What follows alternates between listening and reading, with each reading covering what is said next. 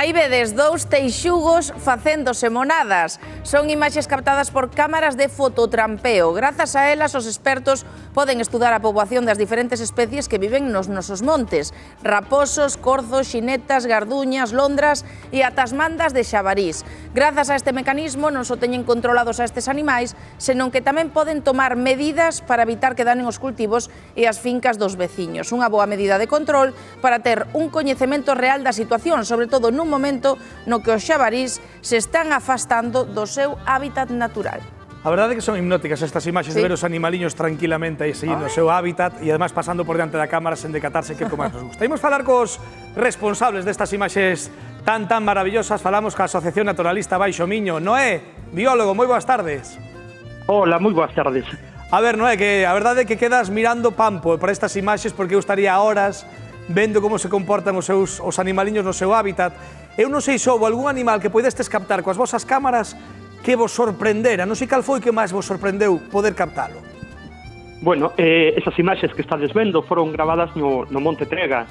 E quizáis a sorpresa que levamos fai un par de anos foi atopar unha lontra no medio do monte. Ala. Unha lontra que probablemente estaba desplazándose entre o Miño e algunha outra zona. Tanto o ano pasado como este ano temos registrado tamén a presencia de corzos no Monte Trega.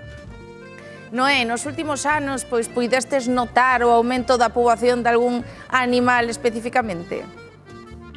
Pois levamos traballando con esta técnica de fototrampeo en todo o Baixo Miño dende ano 2013. E o que notamos é que hai poboacións como a de raposo que están decrecendo e logo en contra do que hai unha percepción social non de aumento das poboacións, temos o xabarín que as poboacións parece que se manteñen máis ou menos estables con fluctuacións interanuais, claro, pero que se manteñen máis ou menos nos mesmos números nestes últimos anos.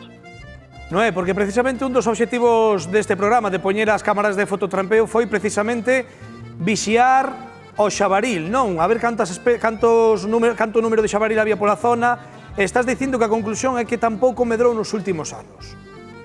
Pois levamos no Monte Trega especificamente traballando nos últimos 5 anos coa poboación de xabarín. 5 anos.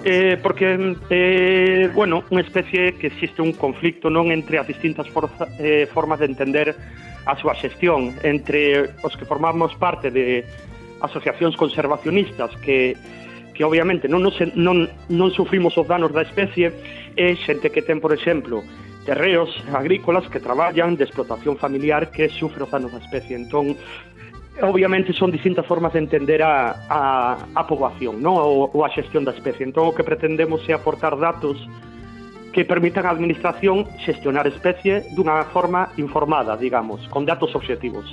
En función disto, que tomar medidas que non teñen que ser sempre baseadas na realización de batidas, non?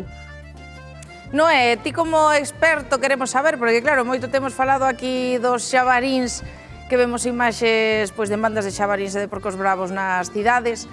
Ti por que crees que agora os vemos tanto así, saídos do rural e máis entre as casas da xente?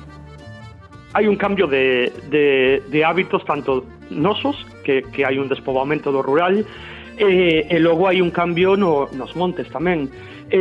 As causas son diversas, é difícil establecer causas xerais para toda Galiza, pero cada zona é particular. Cando se producen, por exemplo, sitios como no Monte Trega, no que hai un cambio forestal nos últimos anos, nos que se están eliminando a vegetación do monte, principalmente porque é unha vegetación composta de acacias, entón os animais parece que se están desplazando máis hacia zonas máis baixas do monte e facendo máis incursións no que é o núcleo urbano da Guarda. Pero logo tamén temos disponibilidade de alimento en certas épocas do ano que non o atopan no monte.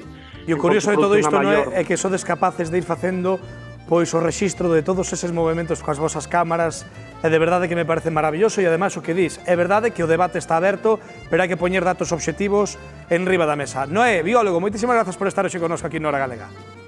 Gracias a vos. Unha aperta forte. Pois marchamos de aí do Baixo Miño ao Vicedo, a Mariña de Lugo. Veña, pois a ver que me conta.